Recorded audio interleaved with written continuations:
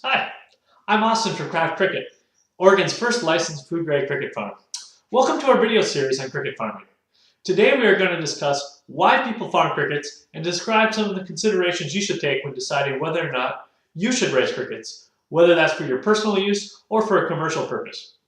Now, if you're watching this video, more likely than not, you already understand some of the reasons why people farm crickets. For decades, people have been raising crickets, both commercially and at home, as a feed for their pets, particularly for their reptiles. Crickets are protein-rich, nutritious, and very palatable. Many reptile owners choose to raise crickets themselves because it can be expensive and rather time-consuming to make regular pilgrimages back and forth to the pet store. More recently, people in the US have been raising crickets as feed for human consumption. Just as crickets are nutritious for pets, they carry the same great nutrition for us. But the recent growth in cricket eating in the US has been driven more by the realization that crickets leave a small environmental footprint, much smaller than the most commonly eaten proteins. This is the reason my partner Zoe Antone and I started Craft Crickets in 2016. Like a lot of recent cricket farm startups, we got excited and motivated by a 2013 report by the United Nations Food and Agricultural Organization about the future of food security that more or less stated that insects were the food of the future. Now, the report talked about how our current agricultural practices will not be able to sustain a growing world, especially as we grow to 9 billion people in 2050. We need new ways to farm, and the UN report highlighted that eating insects could be an important part of the solution. They are a great source of protein and can be produced using a fraction of the resources of traditional protein sources, such as beef or pork.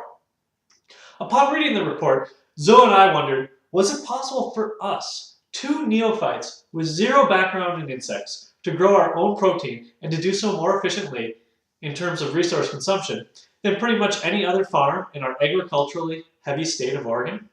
Could we achieve the same results stated in the UN report?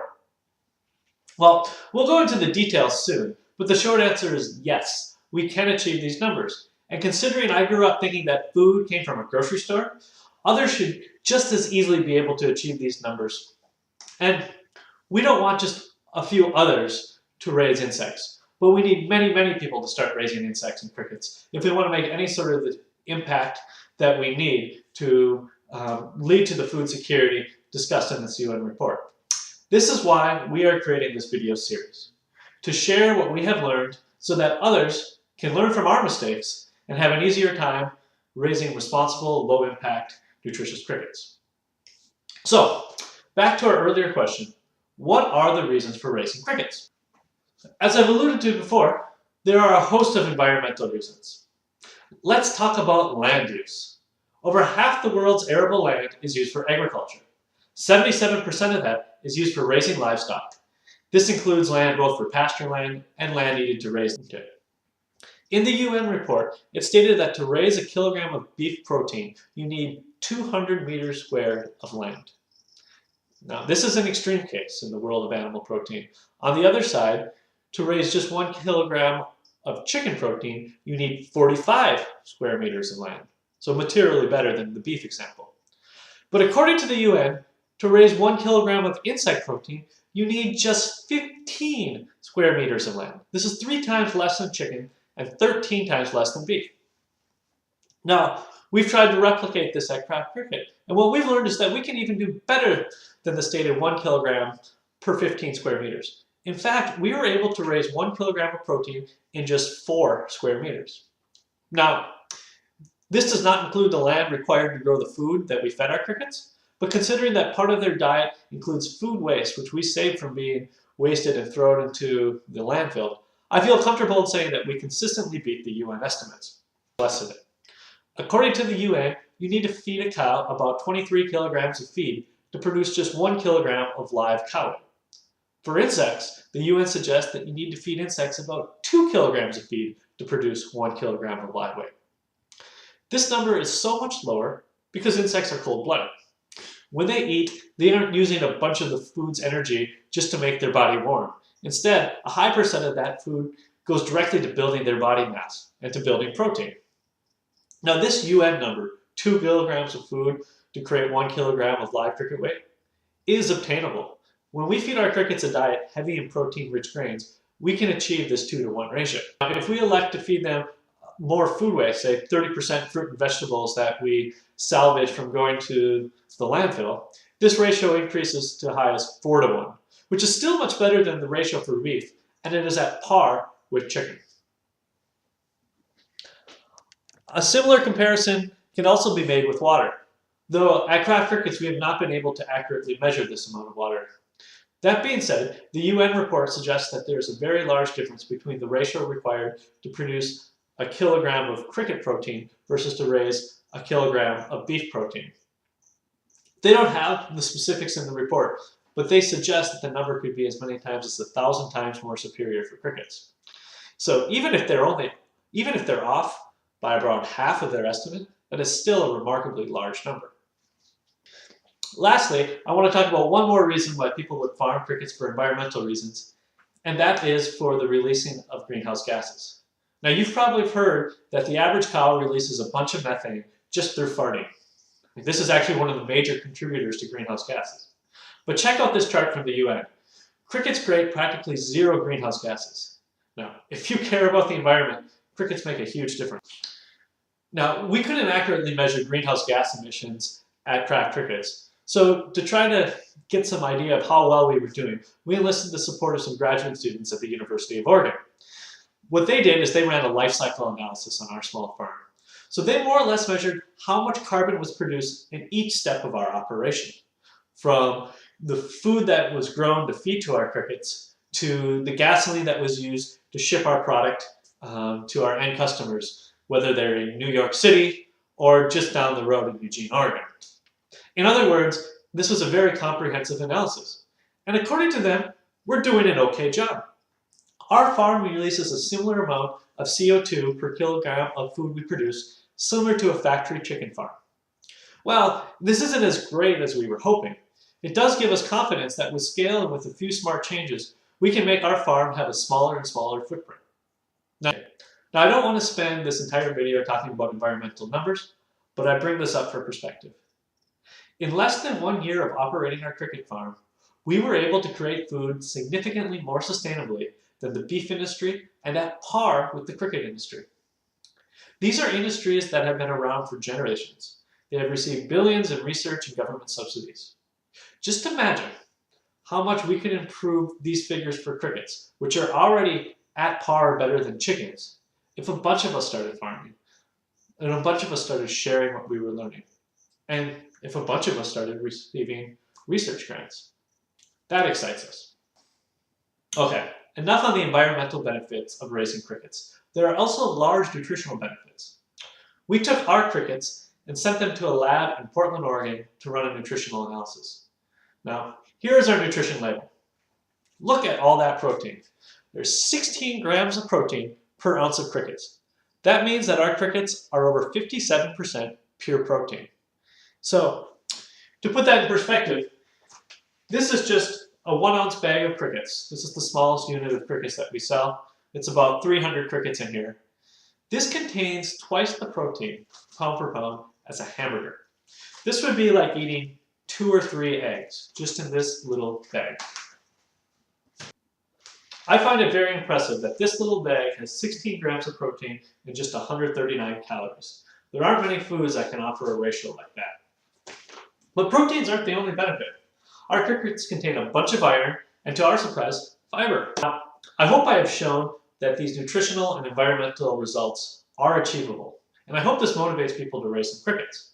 However, before you start doing so, as with anything, you need to take some considerations, specifically when it comes to economics. Now, the economics of cricket farming varies greatly whether you plan to raise crickets simply for your own personal use, or if you plan to raise them at a commercial level. Now, let's look at some high-level scenarios to quickly establish an estimate of these economics. So, let's say you're raising crickets small scale for your own personal use. If you have some spare space in your garage or your basement or even in a tool shed, like I'm in right now, you'll probably have enough space then to have 2 or 3 30-gallon totes. You know, the sort of plastic totes that you can find at a Walmart, Target, Home Depot, pretty much any retailer. And with this space, you should be able to maintain a population of about 10,000 crickets. And of those 10,000 crickets, you could probably harvest about 1,000 a week. So this is just having maybe 3 30-gallon totes. Now, what is this going to cost you? Well, you need the initial setup cost just to buy those totes. You can probably get those in total for about 25 bucks if you go to one of these retailers. Then there's other materials that you need, but if you're doing it small scale, you can probably just scrounge around your house and find a lot of these things that you aren't using and that you can put to your backyard cricket farm for free.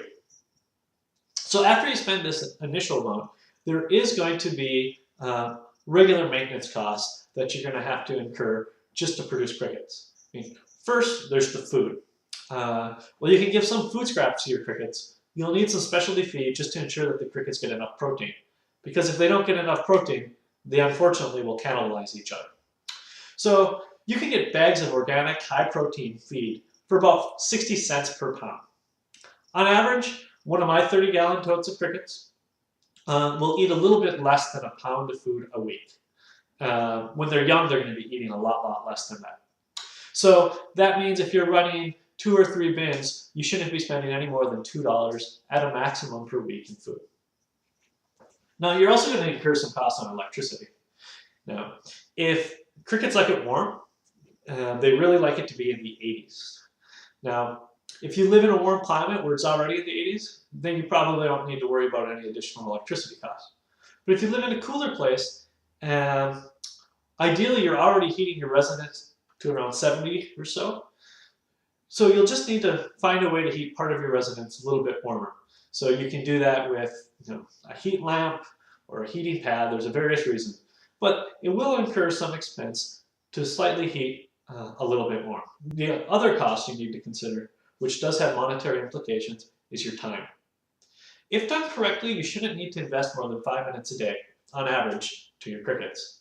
However, if you don't have 5 minutes to spare, you probably shouldn't raise crickets. Remember, these are live animals and they need attention.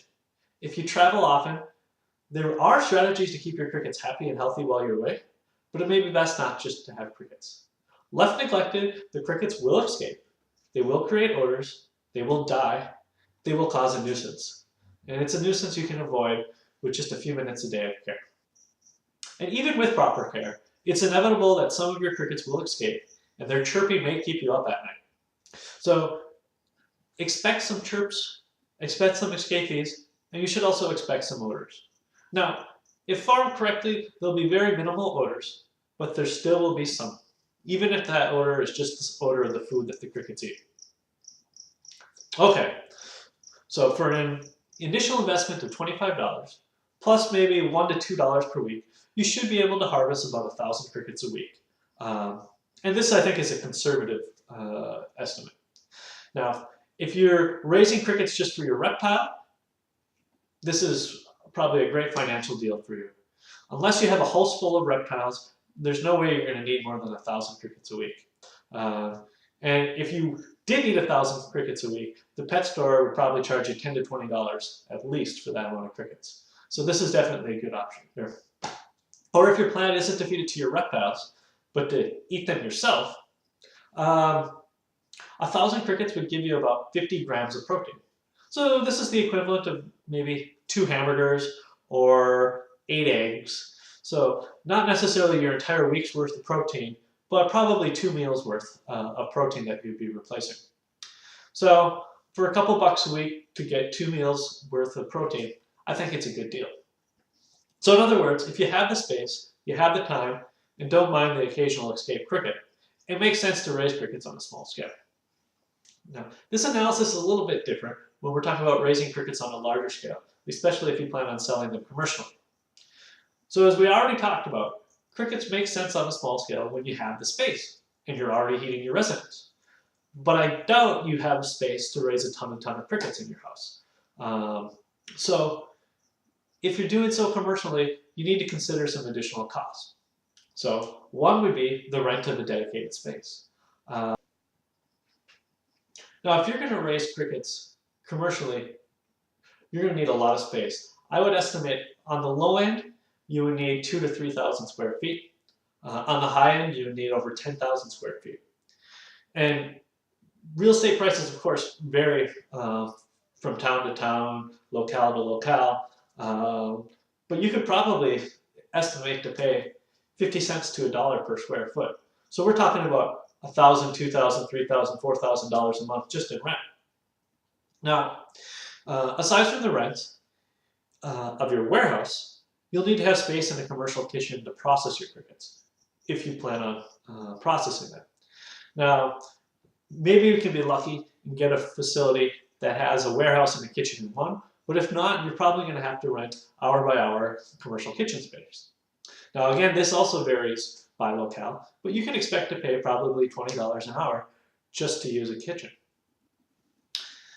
Then when you're operating these two spaces, you have to pay for extra utilities, and then you're going to want to buy insurance. As with any food production company, you're probably going to spend at least $1,000 if you're a small food producer, and that number can just go up quite drastically depending on how many crickets you're planning on producing. And then of course there's Uncle Sam. If you're becoming a business, you're going to need to pay different licensings and taxes. I bet this year I paid just $500 on licenses alone to the state and federal government. Let's see what else is there. Well, there's going to be a lot more equipment.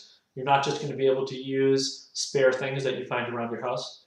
And then I think most importantly, you need to consider wages. If you want to get into farming, you need to make sure that you're making enough money to pay for yourself. And you want to be able to provide a good wage to people who are helping you out. It can get rather laborious to take care of a lot of crickets, so you should assume that you're going to hire some help. I list all these costs largely just to give you an idea of some of the costs you will incur. In future videos, we'll go in more detail about the financial models associated with cricket farming. So I just listed this list, but don't get discouraged. That's not my point of it. Even with all these costs I've talked about, cricket farming can be highly profitable, but you just need to be large enough to overcome these fixed costs. As with most businesses, there's economies of scale with cricket farming. By that I mean the larger you get, the more efficient you should become, which will bring down all your costs. But beware, if you get more efficient when you produce a bunch of crickets, you need to make sure that there's demand to buy those extra crickets. Now, when you start a commercial farm, think about how you want to sell them. Do you plan on selling them wholesale? If so, expect to get anywhere from $5 a pound to $20 a pound for your crickets. If that's not enough to overcome your fixed cost, then you should consider selling them direct to consumer. That way, you can raise more money per pound of crickets, but you're going to have to spend a lot more time selling. And depending on the size of your farm, time might not be something you have a bunch of. In other words, if you want to raise crickets commercially, make sure you can achieve the demand required to cover your cost. I guess this is the same with any business model. Many farmers can do this, but I bring this up because I've seen many cricket farmers jump into farming without a realistic plan on how to make their economics work. Okay, that's all I have today. Let's just do a quick summary.